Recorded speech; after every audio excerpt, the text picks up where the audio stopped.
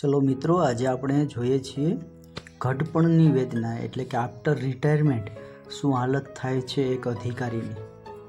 તાજેતરમાં નિવૃત્ત થયેલ એક આઈએએસ અધિકારી ગાંધીનગર રહેવા આવ્યા અને શહેરમાં સ્થાયી થયા.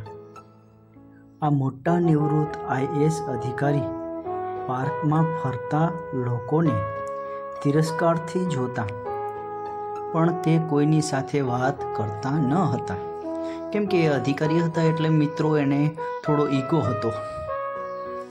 એક દિવસ તેઓ સાંજે એક વૃદ્ધ વ્યક્તિ સાથે ગપસપ કરવા બેઠા અને પછી સતત તેમની બાજુમાં બેસવા લાગ્યા, પરંતુ તેમની વાતચીતનો વિષય એક જ હતો કે હું વડોદરામાં એટલો મોટો આઈએએસ અધિકારી હતો કે પૂછજો જ નહીં.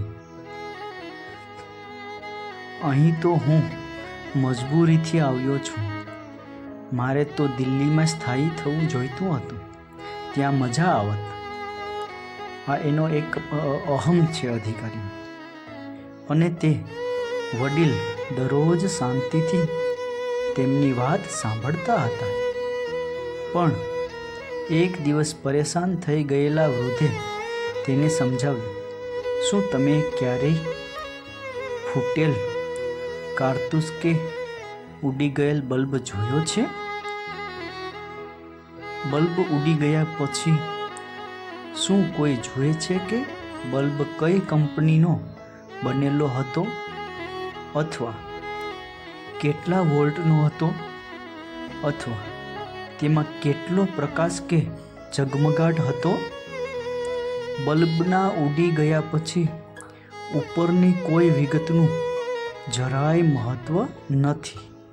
લોકો આવા બલ્બને કચરા પેટીમાં નાખે છે કે નહીં? વાહ, દાદાની વાત ખૂબ સરસ મજાની છે. આગળ જોજો મિત્રો.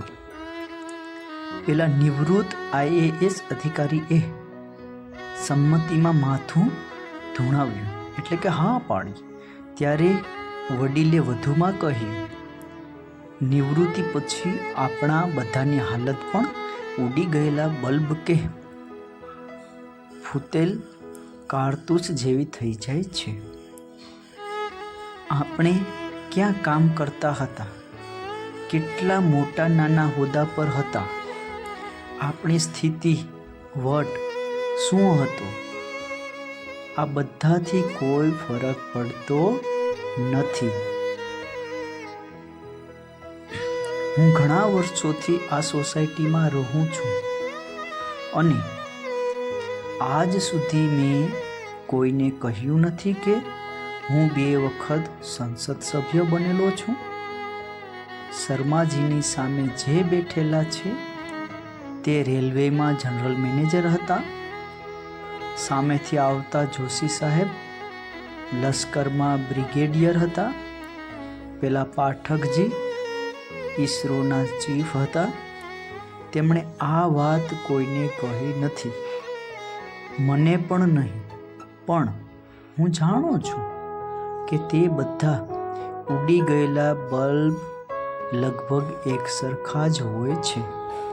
પછી ભલે તે 0 વોટના હોય કે 50 કે 100 વોટના હોય, પ્રકાશ નહીં તો ઉપયોગિતા પણ નહીં. વાહ, આ દાદાની વાત આપણે ખૂબ જ સમજવા જેવી છે અને દરેક વ્યક્તિ આ પોતાના મનમાં ઉતારવા જેવી છે. ચલો આગળ જોઈએ મિત્રો. દરેક વ્યક્તિ ઉગતા સૂર્યને જળ અર્પણ કરીને પૂજા કરે છે, પરંતુ અસ્ત થતા સૂર્યને કોઈ પૂજતું નથી.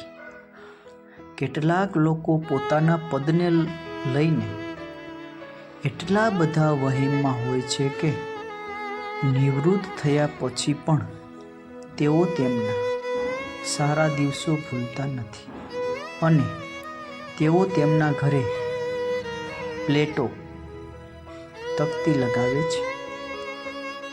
નિવૃત્ત આઈએફએસ, નિવૃત્ત આઈએએસ, નિવૃત્ત આઈપીએસ, નિવૃત્ત પીસીએસ, નિવૃત્ત ન્યાયાધીશ વગેરે વગેરે પોતાનો અહેમ ભૂલતા નથી અને પોતાના ઘર આગળ પોતે શું હતા એવી તકતીઓ લગાવે છે.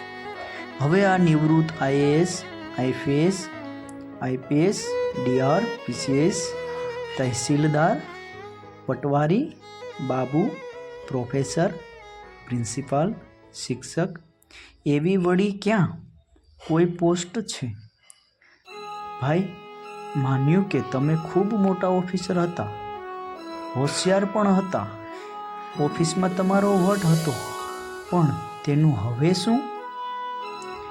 વાસ્તવમાં આનાથી કોઈ ફરક પડતો નથી, પણ મહત્વનું એ છે કે તમે જ્યાં ઓફિસમાં પદ ઉપર હતા ત્યારે કેવા માણસ હતા, તમે જીવનને કેટલું સ્પર્શ્યું, કેવું જીવ્યા, તમે સામાન્ય લોકો પર કેટલું ધ્યાન આપ્યું, તમારા મિત્રોના કેટલા કામમાં આવ્યા, તમારા કર્મચારીઓને કેટલા કામમાં આવ્યા, તમારી પવિત્ર ડ્યુટી કેવી રીતે બજાવી. આ બધી વાતો ખૂબ મેટર કરે છે, ખૂબ ભાગ ભજવે છે. લોકોને કેટલા મદદરૂપ થયા.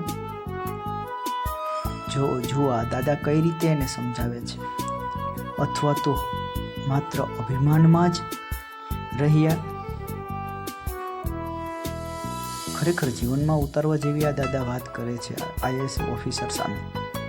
કોણે કેટલા ધક્કા ખવડાવ્યા,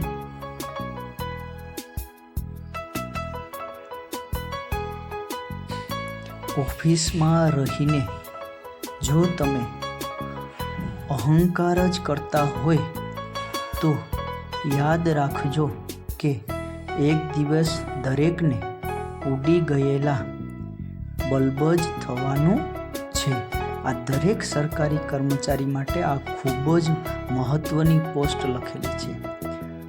આ પોસ્ટ એવા લોકો માટે અરીસો છે કે જેઓ પદ અને સત્તા ધરાવતા હોય પણ પોતાની કલમથી ક્યારેય સમાજનું કે રાષ્ટ્રનું હિત કરી શક્યા નથી અને નિવૃત્તિ પછી સમાજ માટે મોટી ચિંતા કરવા લાગે છે. આ દરેક સરકારી કર્મચારીએ, કોઈ બી પ્રાઇવેટ કર્મચારી, દરેક જીવનમાં ઉતારવા જેવી બાબત છે. હજુ પણ સમય છે. ચિંતન કરો અને સમાજના હિતમાં જે કંઈ થઈ શકે તે કરીએ અને પોતાના પદરૂપી બલ્બથી સમાજને રોશન કરીએ. આમાંથી શું શીખ મળે છે?